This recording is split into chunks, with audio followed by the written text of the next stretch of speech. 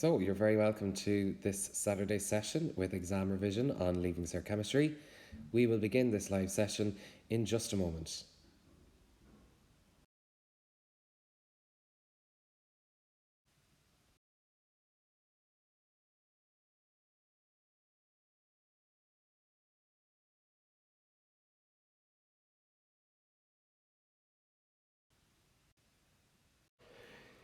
In this Saturday session today, what we are going to look at is we are going to explore first principles calculations for your titrations, which appear in question 1 of the Leaving Cert exam paper. We're also going to revise and mainly focus on the ethanoic acid titration. So we will revise the key theory that's associated with that, and we'll also complete then the calculations for this experiment, and we will go over 2016 question 1, which is an ethanoic acid exam question. So the first thing that we need to know is question 1 on the Leaving Cert exam paper will always be a titration question. There are a wide variety of titrations on the Leaving Cert Chemistry course, and they come from the chapters of water, acids and bases, which we will see some from today, and oxidation and reduction. Question 1 will always consist of a mix of theory and calculations. When we're talking about theory here, we're talking about theory specifically related to the experiment, but we're also talking about titration technique. So that could refer to the preparation of any piece of equipment, such as a burette, a pipette, or a volumetric flask. It will also maybe look for indicators, and you may also be asked for colour changes.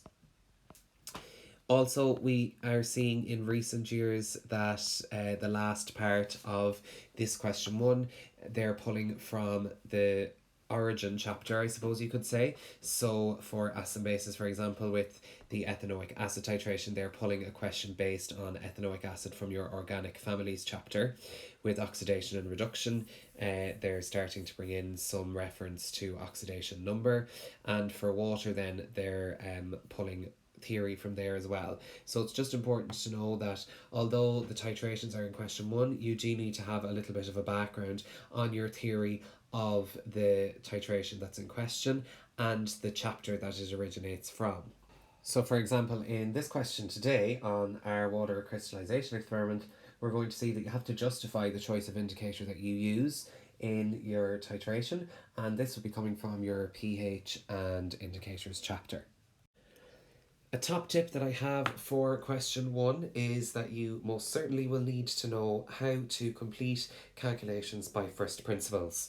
Up to a few years ago, you were able to use a formula to complete these problems. However, in recent years, the formula has not been able to be used, and you needed to approach the question through first principles. First principles will work for all titration calculations, even those that the formula can be used for. So it is a smart choice to pick first principles. You are cutting down on the amount of learning that you need to do, but also you are showing a better understanding of how the calculations in the Leaving Cert Chemistry course, and particularly in your titrations, actually work. So first principles is very important. The next thing I would say for question 1 is it is important to read the questions carefully, as answers will need to be specific and to the point. As with all questions in the Leaving Cert Chemistry paper, there is no real room for waffle when it comes to questions. You must get to the point, answer what has been asked, and be as specific as possible, because from looking at marking schemes you will be aware that certain words on the marking scheme are highlighted in bold, and without those keywords you don't get the marks for your question. So it's important to be specific and to the point. The next thing I would say to you is you should underline the keywords and action verbs of all your questions. So for example, you may be asked to state something, you may be asked to describe, you may be asked to identify.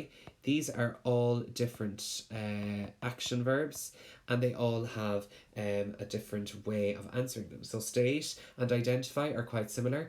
All you do is write down the answer, no need for an explanation. You literally just give the answer you're asked. A lot of those state and identifies will come with colour changes. However, if you're asked to describe means you need to explain, you need to give some steps, you need to give background, you need to show understanding. The describe questions will usually be worth somewhere between 12 and 15 marks. And what I always say is 1 point in a Leaving Cert chemistry paper is equal to 3 marks. So if your describe question is worth 12 to 15 marks, you should be writing somewhere between 4 and 5 points at least. Your state and identify might be worth 3 or 6. So depending on what's been asked there, you can figure for yourself how much you need to write, but it should be short and to the point. Now, as I said previously in this video, titration calculations should be completed by first principles, and you've only been able to use the first principles approach in recent years. Even if you are able to use the formula approach, which I will not discuss in this video, you will still be able to complete it by first principles. So first principles is the smart choice for your calculations, and I would say it is the only choice if you want to be getting a H1 in Leaving Cert Chemistry. If you don't learn first principles and you rely on the formula method and it doesn't work for you, or you're not able to complete it, you are automatically dumping your titration question and you won't be able to answer it. So the smart choice is to go with first principles.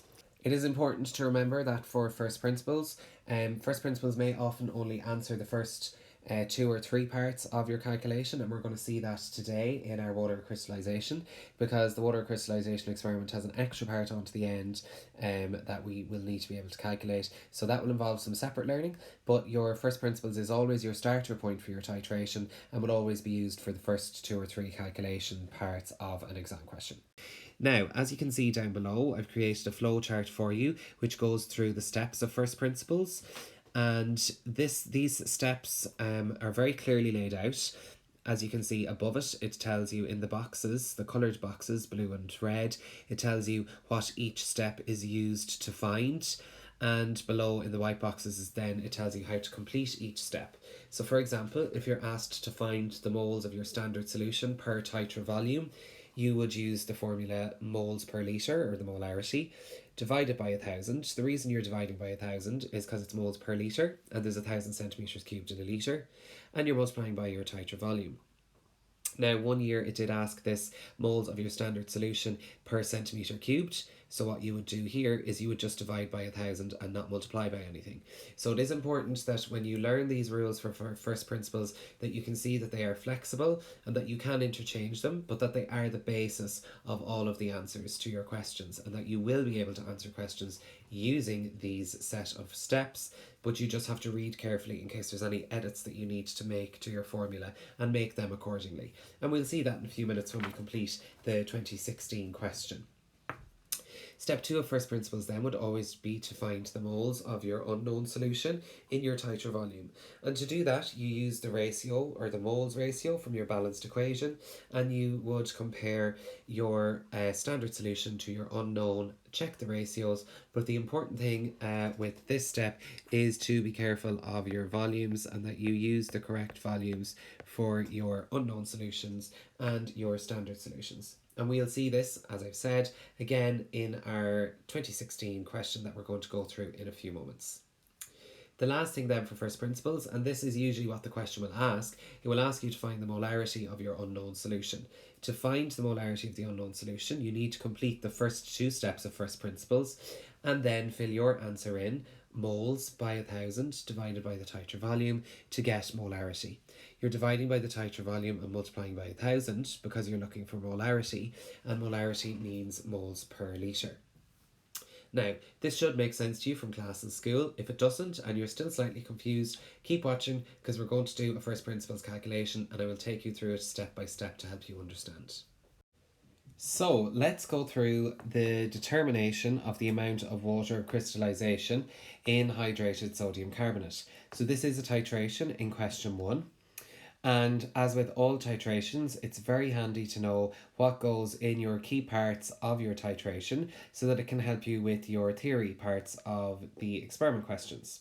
So I always want to check what is present in my pipette, what is present in my burette, what indicator am I using, and what is the endpoint or the colour changes that I would be seeing. So, in the determination of water of crystallization in hydrated sodium carbonate, we know that we have hydrochloric acid in our burette. And this hydrochloric acid is of known concentration. So, we would say that what is in the burette is our standard solution. Now, it's also worth noting for this experiment that hydrochloric acid is a strong acid, and this will be helpful later on when you're coming to identifying your indicator.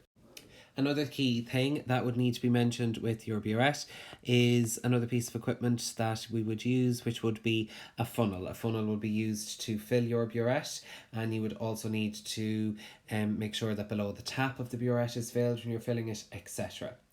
Now, if we move on to our pipette and our conical flask, we know that we have sodium carbonate present in our pipette and our conical flask, and I'm going to highlight that in blue for us. This is a solution of unknown concentration, so this is the concentration that we're going to probably be figuring out at some point in our calculations. When you're looking at your pipette and your conical flask, you should also be remembering that you use a pipette filler. And that is used to fill your pipette. And remember not to blow out the last drop in the pipette filler because it's calibrated for this. So next we have our indicator, and before we go any further, I will say to you that your indicator will go into your conical flask. The indicator that's used in this experiment is methyl orange, and the endpoint of the experiment, commonly referred to as the colour change, is from a yellow or orange, I'll write that in for you, yellow or orange to a pink or red colour. Now, before moving on, it's important that you know the balanced equation for this experiment. So for this titration, your balanced equation is as follows. So it's 2HCl plus Na2CO3, and that goes to give us NaCl, H2O, and CO2. And that should make sense to us because, again, it is an acid-base titration, giving us a salt and water. So let's dive into an exam question, and this is the 2020 question, question 1. So we're going to read through the question carefully. We're going to highlight our keywords. We're going to look for our action verbs, and we'll work from there. So washing soda is a cheap household chemical used for laundry, removing grease and softening water. Washing soda crystals are hydrated sodium carbonate, and the crystals lose water in dry air, becoming powdery in the process. So to determine the average value of X in the formula of Na2CO3 XH2O for a sample of washing soda, 3.6 grams of crystals, so I'm going to highlight that, 3.6 grams of crystals were dissolved in deionized water and made up to exactly 250 centimeters cubed. 25 centimeter cubed volumes of this solution were pipetted into a conical flask and titrated with a previously standardized solution of hydrochloric acid using a suitable indicator. And the balanced equation for the titration is as follows. So there we have our balanced equation there. So there's a little bit of information given to you at the start of the question. As you can see here, they give you a lot of information about your sodium carbonate. But we can also see that they give us some information about the hydrochloric acid, in particular that the hydrochloric acid has been previously standardised. And this is going to be important when we move further on into the question. Now, we've already highlighted our balanced equation in green, but I'm going to go over it now a little bit with you. So what I'm going to do is, we can see in the theory parts of the question above, I've highlighted the hydrochloric acid in yellow, so that's what I'm going to do here. And I've highlighted anything got to do with the sodium carbonate in blue, and that's what I'm going to do. The next thing to look at would be to look at your ratio. And we can clearly see that this is a 2:1 ratio. So we have twice as much hydrochloric acid as we have sodium carbonate when it comes to the number of moles that are present. And this is going to be very important when we come to our first principles calculation, which we will meet later on in this question. So let's move into the actual parts of the question and what are they asking. So if we look at part A, we can see our first action verb here is to identify. And the question asks you to identify a primary standard that could have been used to standardize the hydrochloric acid for this analysis.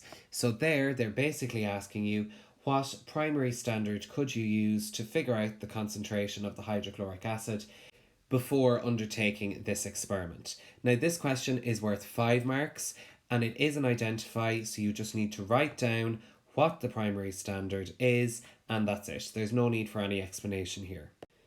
Part B then of this question. Part B, the action verb here is to describe. So you're going to have to give some explanation. It asks you to describe how the 250 centimetre cubed solution of washing soda was prepared, starting with 3.46 grams of washing soda measured out accurately on a weighing boat.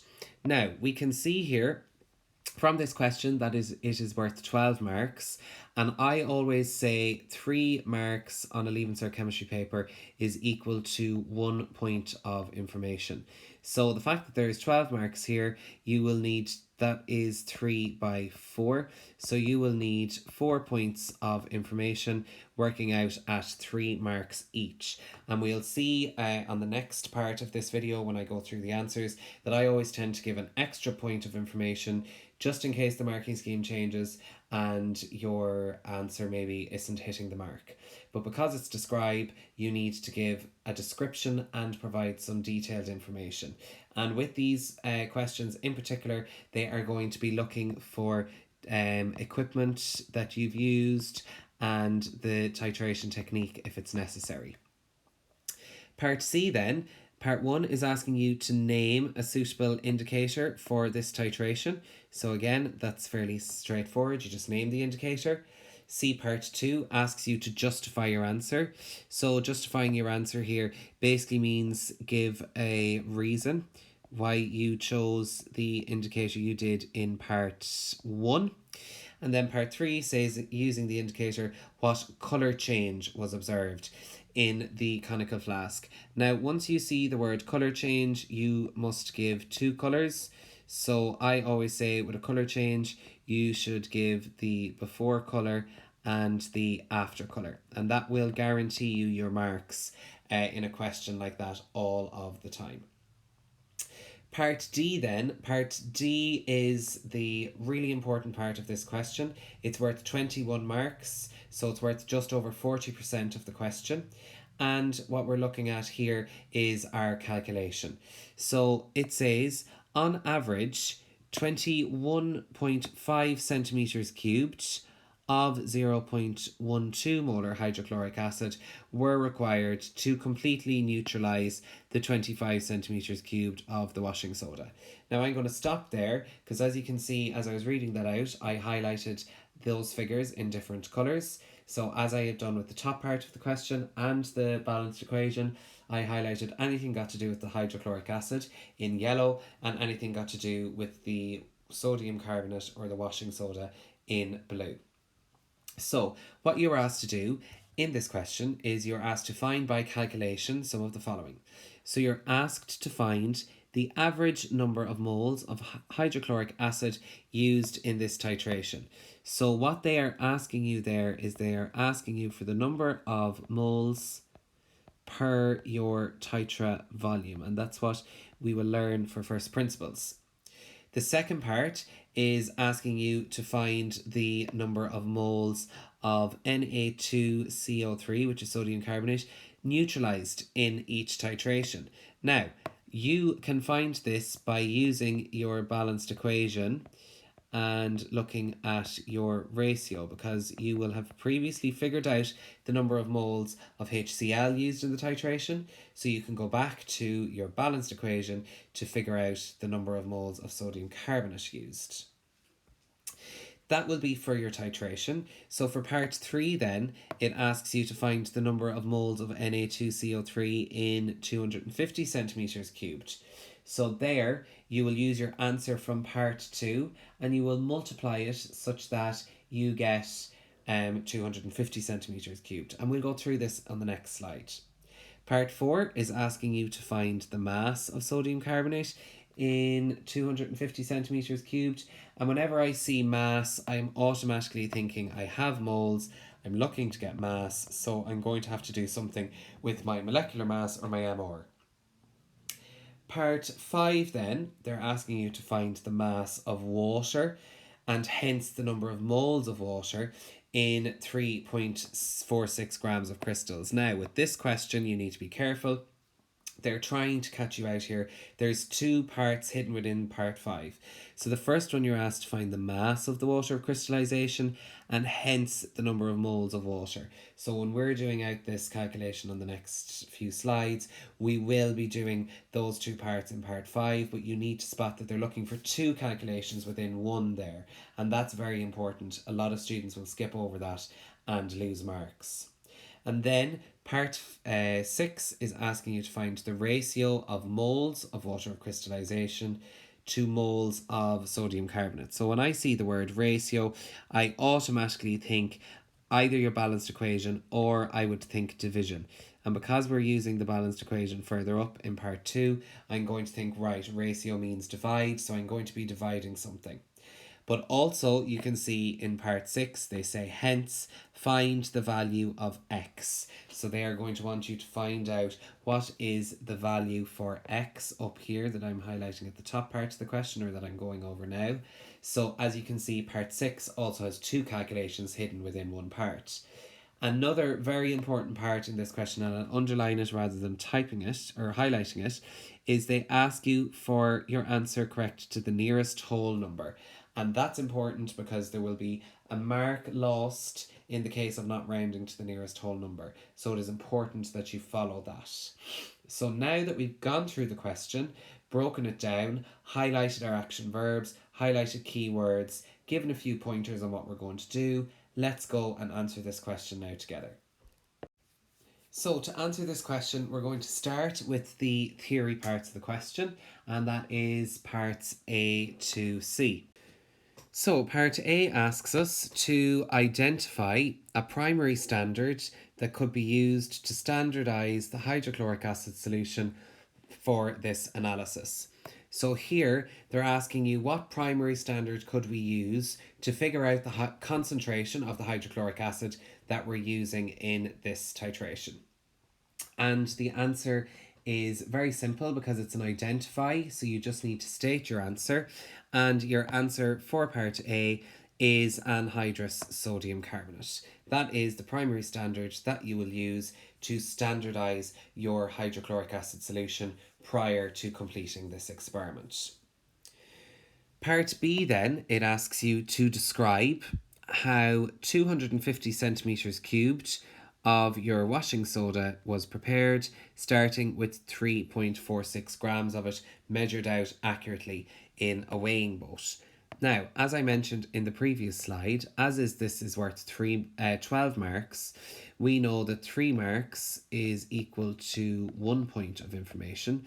So if we have 12 marks, we must have 4 points of information. And I usually give a fifth one. The main reason I would give a fifth one is you never know what way the marking scheme is going to work out. You never know what steps that they're going to be looking for in particular. So I put them all in and I ensure that I maximize my full marks because I want to get a H1 out of this question. Now, before we start giving the actual answer to this question, it's important that we can read from the question what has already been stated, that we're not restating what's in the question. So we can see here that they're asking us to describe how the solution was prepared, starting with 3.46 grams of washing soda that was measured out accurately on a weighing boat. So you will get no marks for saying that you weigh out the 3.46 grams of the washing soda because they've already told you in the question that that has been accurately done using a weighing boat. So that is not one of the points that's allowed in this question, and that needs to be noted straight away from reading it carefully. So let's take a look at these steps together. So the first step would be to take the 3.46 grams of washing soda and to dissolve it in some deionized water in a beaker that has been previously rinsed with deionized water. And then I would stir using a stirring rod to help dissolve this. The next step then would be to use a funnel to transfer this solution that's in your beaker into a 250 centimeter cubed volumetric flask that has been previously rinsed with deionized water. So here I'm showing you that you need to mention you've used a funnel to transfer the solution into the volumetric flask and that the volumetric flask has been previously rinsed with deionized water. It's important that you know you only rinse your volumetric flask with deionized water. You do not rinse it with the solution it is to contain, because we are adding a specific volume of this solution to our volumetric flask and diluting it then using deionized water. So rinsing with deionized water is the only pre-step process that you need to take in this titration. Step 3 then says you add the rinsings of the beaker into the volumetric flask, and that is very important. You need to pour some deionized water into your beaker, swirl your beaker, and then add this rinsing into your volumetric flask. This ensures that you are maximizing your yield and ensuring that no residue from your washing soda is left behind in the original beaker. Step 4 then says that we add deionized water until the bottom of the meniscus is in line with the graduation mark, and that is extremely important. And I would also put in here that the water should be added dropwise towards the end, because that will help ensure that there is good accuracy in your meniscus. The final step then is to invert the volumetric flask 20 times to create a homogeneous solution. So as I've said there, I've given 5 points of information. They're very detailed. I've mentioned all equipment that I've used in each step, so I'm guaranteeing myself full marks there for that part of the question. So if we look at part C now, we can see that C part 1 is asking you to name a suitable indicator for this titration. Part 2 is asking you to justify your choice of indicator, so you must give a reason. And part 3 then asks you, using this indicator, what colour change is observed. So remember, when you're being asked for a colour change, you need to give what it is before the titration starts and what it is when the titration is complete. So, C part 1, name the indicator used in this experiment. The indicator used is methyl orange. Now, part 2 asks you to justify your answer, so you must give a reason. And the reason here is that hydrochloric acid is a strong acid and sodium carbonate is a weak base. And with a strong acid and a weak base, we should know from our pH and indicators chapter that with a strong acid and a weak base, we use the indicator methyl orange, as that is the best indicator to work within the pH range of this titration. Then it asks us to, using the indicator, what colour change was observed in the conical flask at the end. So the colour change that we observe at the end point of this experiment is an orange to pink colour. And you can clearly see there that I have given 2 colours, what it is before and what it is after, because I'm maximising my marks in this question. Now, let's move on to part D, and part D of this question is all of the calculations. And as I said earlier on in this video, this is quite a substantial part of the question. It's worth 21 marks out of 50, which is 42% of this question.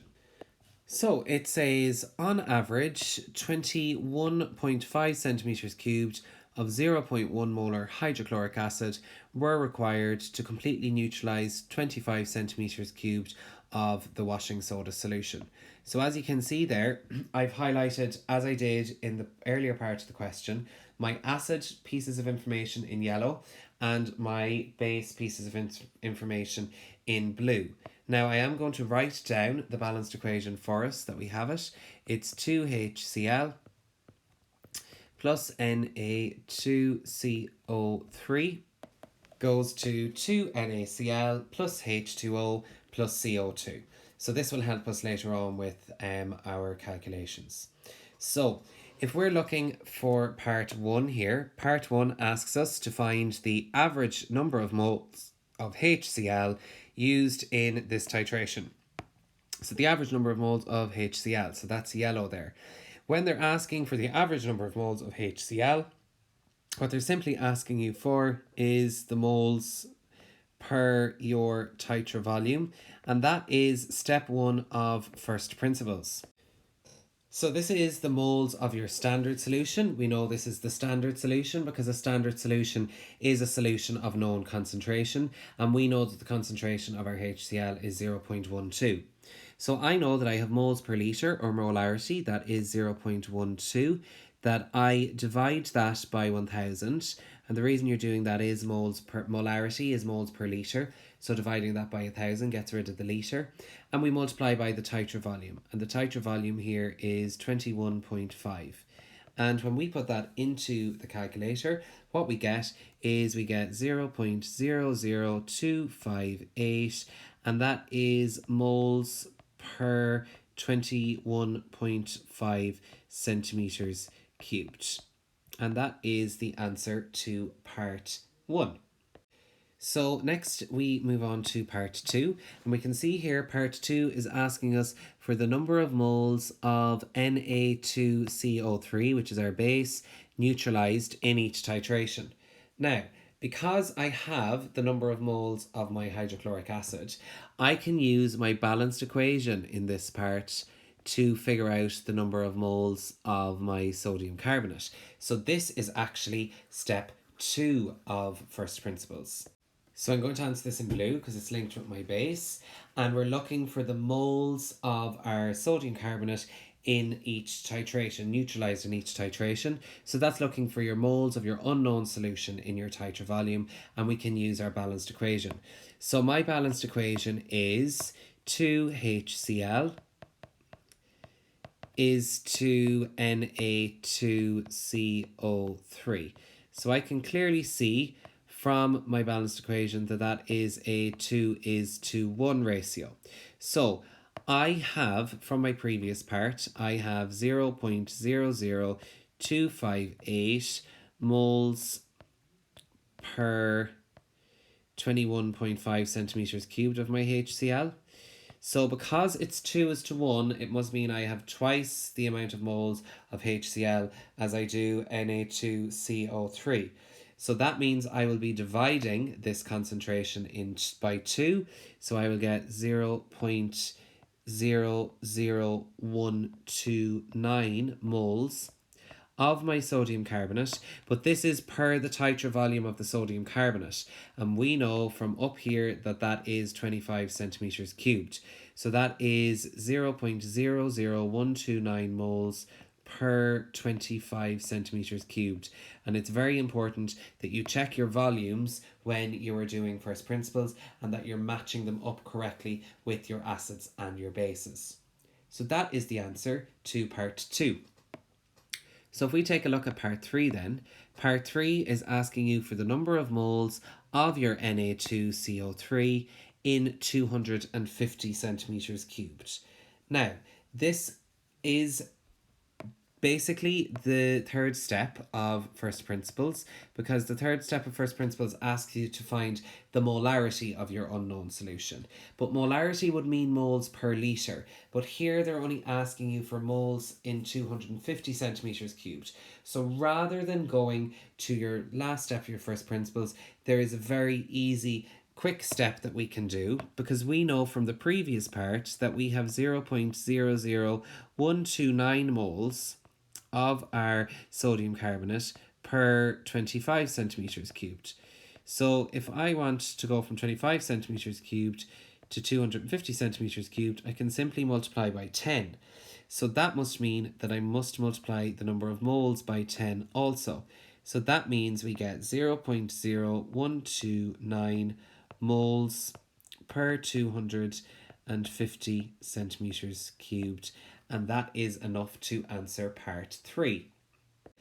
So moving along then to part 4. Part 4 is asking you to find the mass of sodium carbonate in 250 centimeters cubed. So what they are simply asking you here is they're asking you to convert the answer that you got in part 3 into grams.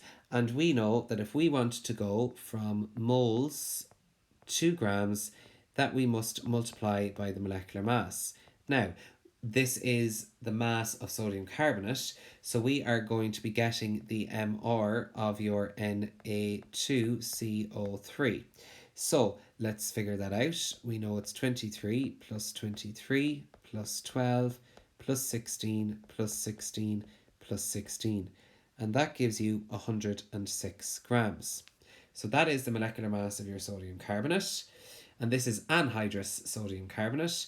So what we do is we get our 0.0129, we multiply that by 106, and that gives us 1.3674 grams per 250 centimeters cubed, and that is the answer to part 4. Right, so let's move along to part 5. Let's take a look. Part 5 asks for the mass of water of crystallization and hence the number of moles of water in 3.46 grams of your crystals. So the first part here is they're asking for mass, and the second part is that they're asking for moles. So let's do this. So for part 5, the first part they're looking for the mass of water of crystallization. Now, from the earlier part of the question, I've just popped it in here, we know that we have 3.46 grams of Na2CO3X H2O. So let's write that down. We have 3.46 grams of Na2CO3X H2O. So that means we have 3.46 grams of the hydrated part. Now, from part 4, we were working with anhydrous sodium carbonate. So we could say that we have 1.3674 grams of just Na2CO3, because that's what we figured out in part 4. So this means that there is no water present in this 1.3674 grams. So if we wanted to figure out how much water there is present, we can just simply subtract those. And when you do that, you would get 2.0926 grams of water in 250 centimeters cubed of solution. And there we have calculated the mass of water of crystallization present in 3.46 grams of your crystals. So the second part of this part 5 asked us then to find the number of moles of water in the 3.64 grams. So I currently have the number of grams of water that is present. So if I want to convert that to moles, what I need to do is, we know to go from grams to moles that we need to divide by the molecular mass. So this section here is on moles, I'll just mark that. So we need to know how many moles of water there is in 2.0926 grams of it. So the first thing you'll do is you'll get your molecular mass of water, H2O, and we know that that's 1 plus 1 plus 16, which is 18. So I can now take the 2.0926 grams of H2O, divide that by the molecular mass of H2O, which is 18, and that will give me that there is 0.1163 moles of H2O in 250 centimeters cubed of our solution, and that is part 5 completed. So part 6 then asks us, what is the ratio of moles of water of crystallization to moles of sodium carbonate in the crystals, and then they hence ask you to find the value of X. So what we're looking at here is we want to get ratio. So ratio would be water of crystallization. So let's write that down. So we can see that the number of moles of water of crystallization that we have in 250 centimeters cubed is 0.1163. And we're comparing this to the number of moles of sodium carbonate, anhydrous with no H2O in it, in 250 centimeters cubed, and that was figured out here in part 3, which is 0.0129 moles. Now, they then ask you to hence find the value of X, correct to the nearest whole number, where X is the number of water molecules that's present. So using this ratio, we can actually divide them, because ratio means divide. So I can take my 0.1163, which is the number of moles of water of crystallization, in 250 centimeters cubed, and divide that by 0.0129, which is the number of moles of anhydrous sodium carbonate present in 250 centimeters cubed. And if I do that, I will get that my x value will be equal to 9 when I round it to the nearest whole number. So the actual chemical formula in this question for my hydrated sodium carbonate is Na2CO3 by 9H2O. And at that point, this calculation for the 2020 question 1 of your Water of Crystallisation Titration is now complete. So just before we finish up, I just want to show you what the Leaving Cert Chemistry exam revision website looks like. So as you can see here, I have all the units of the Leaving Cert Chemistry course done out for you, units 1 to 11, and there's also a folder there on exam preparation. So for example, if we click into the oxidation and reduction section of unit 6, we can see that I have 5 videos here on all of your oxidation reduction titrations. Those videos go through the experiment, the method, common exam questions, and any calculations. And there's also a Leaving Cert Chemistry sample solution done out for you for an exam question of that experiment. You can also see that there is a self-correcting quiz, a PowerPoint presentation, and of course the H1 standard notes. There is also an area where you can build your own exam to test yourself on the titration questions or any part of the Leaving Cert Chemistry course, and marking schemes are also provided. So the standard plans on ExamRevision.ie are $19.99 a month, and premium plans are $29.99 a month. And for today, on this Saturday session, if you wish to sign up to a standard or premium plan for Leaving Cert Chemistry with exam revision, you can use the discount code LCChem20, and that will get you 20% off. So if you need any guidance for Leaving Cert Chemistry, don't forget you can get in touch with us here at Exam Revision. We're on Twitter, Instagram, TikTok, Facebook and YouTube. And of course, you can visit our online learning platform, ExamRevision.ie, where you will get access to the full Leaving Certificate Chemistry course done out in video format, H1 standard notes, PowerPoint presentations, and of course self-correcting quizzes and access to previous exam papers. So that's it for today's Saturday session. Thanks for joining in, and hopefully we'll see you at the next Saturday session very soon.